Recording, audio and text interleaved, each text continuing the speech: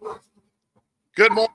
Welcome to Sports Shorts Daily. Ronnie Rance alongside Tommy Krysan, TK rocking you from Court Street in downtown Port Allen on this Monday morning. I am at an undisclosed location presented by the Louisiana Sports Hall of Fame. Go to lasportshall.com. Check out this year's 2024 Louisiana Sports Hall of Fame class, which includes Drew Brees. And you can find out, get the details on the induction weekend, June 20th through 22nd. And we're presented by LeBear's Casino. LeBear's Casino, busy weekend over there. I mean, they had a concert on a Sunday night. They had folks rocking and rolling with our Mardi Gras balls and everything going on. People were going there after hours at the Edge Lounge. It was popping over at LeBear's and will be on Sunday. No better place to watch the Super Bowl than the sports book at LeBear's Casino. Make your plans now. If you want to reserve one of those big seats, you need to do so now over at the Sportsbook at LeBear's. All right, TK. So today, much to get to. Good weekend for LSU men's and women's basketball. They both win blowout fashion, men by 20 plus, women by 40. We'll get to those. The Super Bowl, of course, is this week. 49ers still a 1.5 favorite, 2-point favorite, depending on where you get the line. Over under 47.5. We'll get Tommy's thoughts on that. New Orleans Saints finally have an offensive coordinator, Clint Kubiak. Is that not his father, Clint Kubiak? Does that excite you? I mean, has he called plays? I don't know. We'll get into that. Derek Carr has redone his contract to help, with salary cap and all that, which means Derek Carr is going to be the quarterback next couple of years.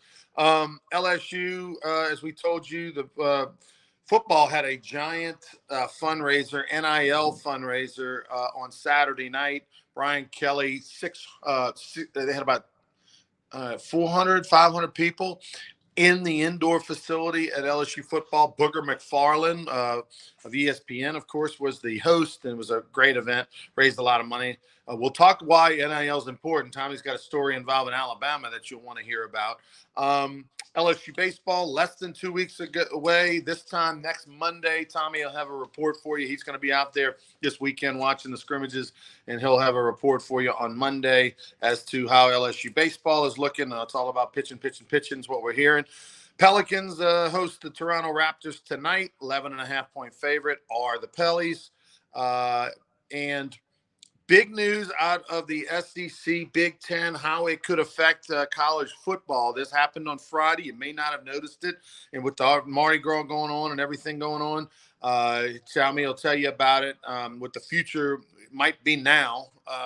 And also the PGA Tour, the Waste Management Phoenix Open starts on Thursday. Yours truly will be there. I'll give you a full report on Friday morning. Remember, Sports Shorts Daily tomorrow, not Wednesday.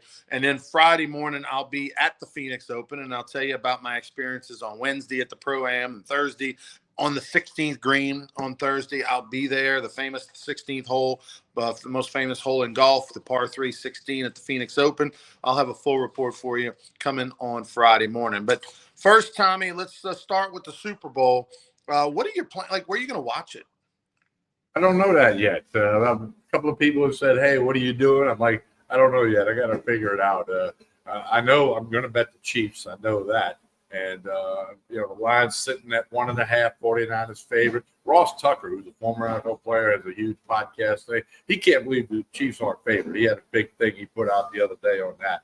I don't know where I'm going to watch the game. I will absolutely watch the game, and I won't miss the snap. So I'll have to reveal that, I guess, Friday when we do Sports Shorts Daily. But I don't know where I'm going to watch it yet. But I do know I'm going to bet on the Chiefs. And looking at a couple of – I may parlay the line and the money line. I'm looking at a few things.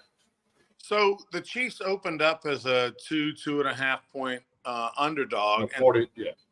And then it grew to 1. Then it went down to 1, and then now it's kind of back up to 1.5, 2. I would think if you're a Chiefs fan, take the line now, because I don't think it's going to go up. It's only going to go down for you. Well, most of the money that's bet on the Super Bowl happens next Friday, Saturday, and Sunday. And the game doesn't kick off till 5:30 Louisiana time. So the bulk of the money is going to come in that day. So you're right. So if you steadfast on – now, the line's not going to move 3 or 4 points, but it's going to move a half a point or a point, maybe even 1.5 points in that couple hours before kickoff. So, if you're firm on something, like I really think the Chiefs are going to win the game.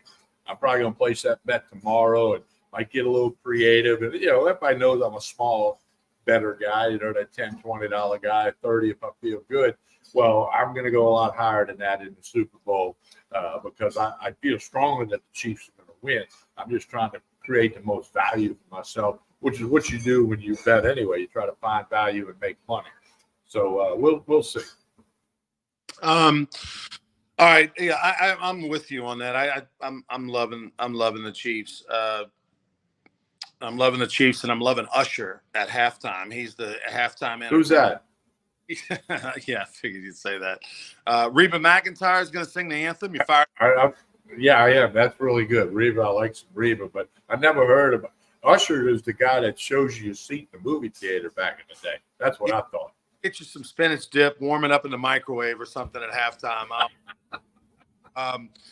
New Orleans Saints hired Clint Kubiak as their offensive coordinator. He was on the staff as Brock Purdy's over there with the 49ers. Your reaction to Kubiak? I know folks wanted other people. They wanted a more flashy name, maybe a little more, I don't know, somebody with some skins on the wall as a play caller. What's your reaction? I'm good with this hire. I mean, he's got the pedigree. His dad was an NFL quarterback. His dad was a head coach a couple of different places and has served as a coordinator. Kubiak played defensive back in college at Colorado State. Okay, but I think what I like in 2021, he was offensive coordinator for the Vikings. He called plays, and I don't remember the Vikings' record in 2021, but they've been a good team in the last couple of years. And here's the biggest thing I like about it: I think Kyle Shanahan is one of the best football coaches in the NFL. Number one. Number two, the 49ers have been one of the best teams in the NFL for the last couple of years when Clint Kubiak's been a part of that. So he's seen all that stuff that happens in the meetings and in the facility on, Monday through Friday. And I just think being around Kyle Shanahan has probably given this guy a lot of good ideas and a lot of good direction because Mike Shanahan, Kyle's daddy, was a hell of a coach. I think Kyle's a hell of a coach. And people around him learn from that. So I'm actually excited about the hire of Clint Kubiak. Here's the other thing, Ron. You know how the average age of the NFL player has come way down in the last decade plus? So has the average age of the coaching staff, not just the head coach, but your coordinators and your key position coaches. Again, the Saints have 24 coaches on their staff. Let that sink in, people. 24. Okay? So I think you've got to move to the younger guy like a Clint Kubiak in this game, just like the player age has come down to coaches. The days of the Tom Landrys and the Ditkas and these guys coaching forever, it's not happening anymore. So I'm good with the hire of Clint Kubiak. Hadn't called a play yet, hadn't coached a game yet, but on paper, I like this hire. Derek Carr restructured his contract, which gave the Saints some flexibility. The Mickey Loomis redo the salary cap deal. I mean, he's been dancing that dance for a long time, and very few do it better as far as creating salary cap room where there is none. But it also means that the Saints and Derek Carr are married to each other more. There was some hope maybe by some fans, maybe some thought by some fans that they might, part ways or realize the error of their ways. And, man, I don't know if this is going to work. Saints basically are saying, yes, we're restructuring the deal because we are committed to you. No question about that. He's in there for a couple of more years, and more reason to just get Clint Kubiak in here, let him do what he can with Carr and the offense, and again, the NFC South is not the strongest division in the NFL, so it's kind of there for the taking. If you can elevate your team among the Panthers, the Buccaneers, the Falcons a little bit, you got a shot to win the division and get in the playoffs. So that's what it's all about, get in the playoffs. So that's what the Saints' goal has to be. Yeah, it's going to be interesting to see what Baker Mayfield does, if he signs a big deal to stay in Tampa. You would think he would because, even though Baker Mayfield had the year he had, he obviously has some loyalty and appreciation and comfort and all with the Bucs and their system and that organization. They've got some trust and faith. Don't know that it would go that way as well anywhere else. So do you believe Baker Mayfield is fixed and this is the guy that we thought he was going to be out of college? or was it a one-off kind of situation? That's because, like you said, the NFC South is still, I think, up in the air. Big news on Friday out of college football, Big Ten, SEC. Greg Sankey, who's the commissioner of the SEC, who you always say is like the czar of college football. Explain what went down Friday evening and why this is so important for college football potentially. Ronnie, for a long time, Friday evenings was a news dump or a sports dump or a story dump. You put it in there because you figured by the time Monday came around, there'd be more stories at the top of the list. Basically, the SEC and the Big Ten have formed an advisory group, and then they sent a message to the NCAA saying, figure out this transfer portal thing, NIL, which the portal thing is more important, as you pointed out before we rolled tape today.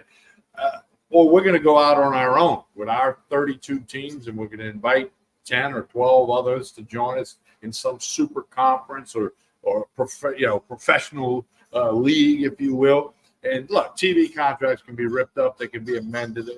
That'll be the minor part of the deal. So they basically sent a message like, NCAA, clean up your act, or we're going to go out on our own in some way, shape, or form. Now everybody says, wham, okay. I think within 5 years. Okay, I don't think it's a this year thing. It's not a 2025 thing. There's too many T's to cross and I's to dot. But I think the mere fact that they said they would do this means they want to do this and will do this. It's just a matter of all of the meetings that have to take place, the contracts, the players. I mean, there's a lot of stuff. It's got layers and layers, and it's got many layers of layers. So I definitely think it's going to happen, but it was a Friday thing, and I jumped all over it. I sent it to our team sports shorts text with Hunter and Derry and you. And of course, I read it, and I read a lot of subsequent articles about it. I mean, this is clearly where it's going to go. It's going to take a couple of years, just like it took a couple of years to get a playoff, a 2-team playoff, and it took a bunch of years to get the 4-team, and it took a bunch of years to get the 12-team. Same thing here. It's going to take a bunch of years, but I think it will absolutely happen. It has to, because college football and college sports are in disarray now. Okay, it's a mess. And the NCAA has no leadership power. They got leadership. They have no power to do anything. And I mean, the cat's out the bag, the hay's in the barn, whatever you want to use. But I mean, I think this has got to happen. And then I think the rest of the college football world, for lack of a better word, the group of five or the smaller conferences, will be happy about it, because then they can compete, try to have playoff, try to win a championship. And you can, you got it in every other sport. Why not have more champions? Look at the LHSAA did, okay? And there was a lot of controversy about that, still is, but it has survived. That happened, LHSAA split in 2013. That's a long time ago. It's still split, okay, for the most part. There's a couple of minor, like Class B and C, that made some changes, but no. So I mean, it is what it is, but it's coming because money drives it all. You fall back to the almighty dollar that controls it all, and that's why this is going to happen. I hope it. I kind of at this point, Tommy, hope it happens, because the system is a disaster right now. They have to do something, and I want to see if the NCAA presidents can one time y'all get on the same page and do its best, or if not, let's just blow the thing up, have the haves, and then have a giant void between the haves and the have-nots, and let's just go superpower 40, 50, 60 teams, have it be the best TV in the world in the spring, and then all those other schools are going to die on the vine if they're on the out of it. So, and the other reason they have to separate, Ron, is because if you take the 32, even let's just say 48 presidents that want to do this, they'll get outvoted every day, because there are more presidents from all the schools, and then you get into Division II, Division III. Division III, Louisiana Christian, the former Louisiana College, they have the same vote that LSU has, okay, when it comes to this kind of stuff. So the big guys are going to lose. So therefore, they know, they're smart enough to know, we go out on our own, we'll invite those who we want to have power. It's going to be based on your collective, your financial budget. And I mean, there's going to be a lot of things involved. And then I believe they'll even have a way to get somebody out of that association in that super group if they can't live up to what the super group needs. I mean, It's definitely going to change. I'm like you. I want it to happen, and I want it to happen as soon as possible. It's just not going to be in the very near future. What I'm curious to see is if, in fact, the day comes where they do pull and extract 40, 50, 60 teams and do a super football conference thing. Does Vanderbilt make the cut?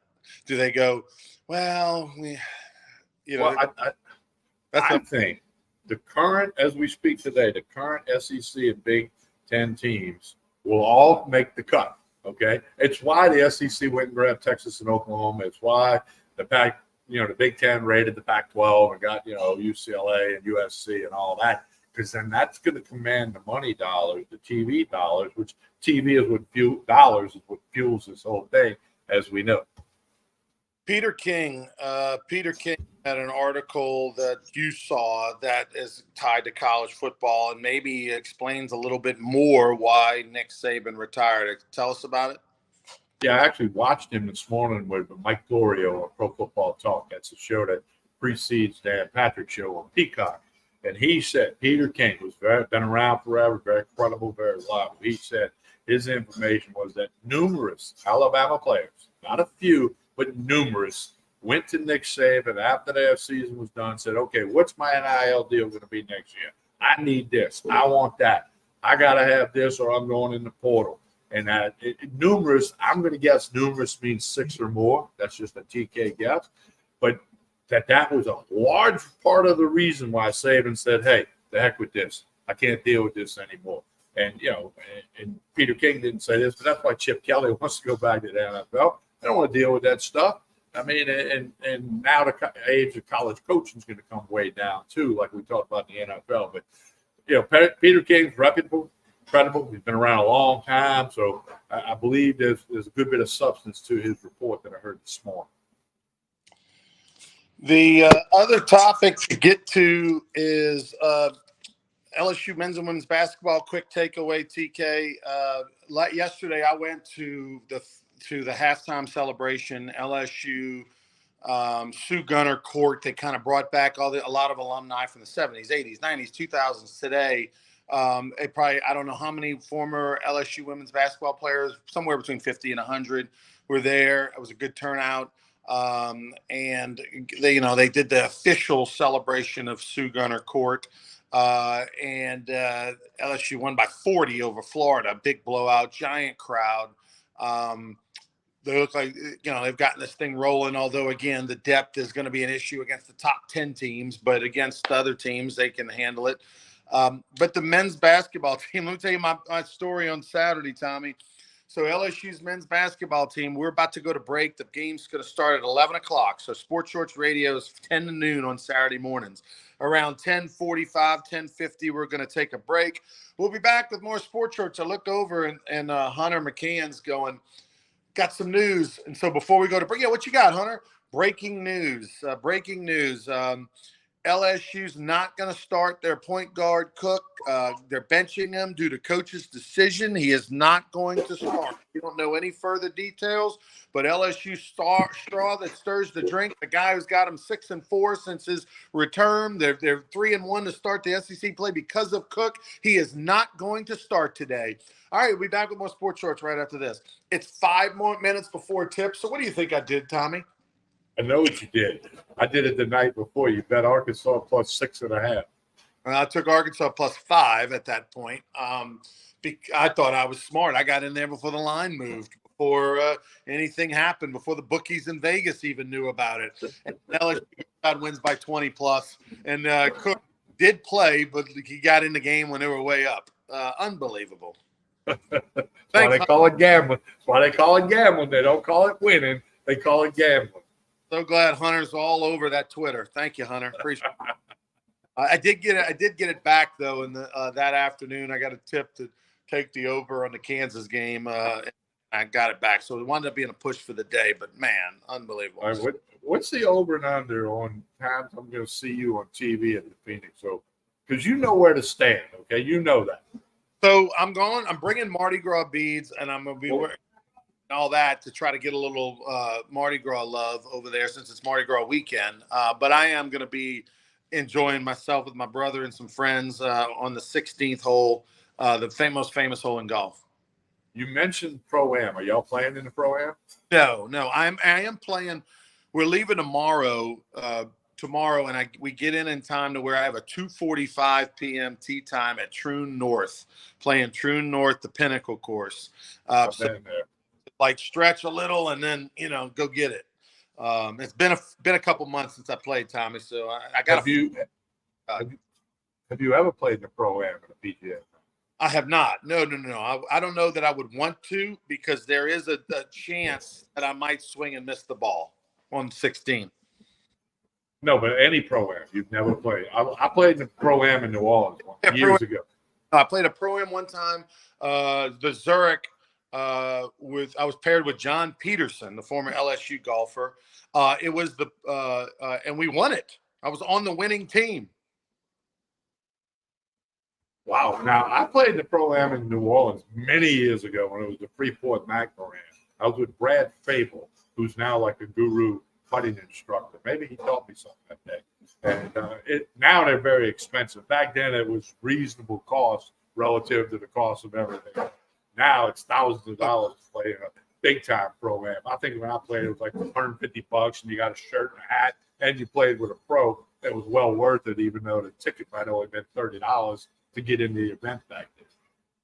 No, this was a 4-man scramble deal, and with John Peterson, and I was working at LeBear's at the time, and just worked out. What did it say? You see the comment? You're pulling an Alabama baseball betting play with the last minute. But you saw that Bohannon got a 15-year show cause on that deal that happened when he knew his guy wasn't pitching, and they tried to get $100,000 on LSU. The thing about two things about that story: one, it's an amazing story, and two, it involved LSU, although no wrongdoing by LSU. But the amazing story is that he had such a buffoon in Ohio that was placing his bets for him, because what got him busted was the guy literally was telling people, "Hey, man, look, here's my phone. Look, the coach is texting me, telling me I got to get these bets in." Unbelievable. What an idiot. Yeah, I did those games on TV that weekend. I remember. Second and third one, maybe. I don't know. It's crazy. All right, TK, tell us about Court Street as we get out of here.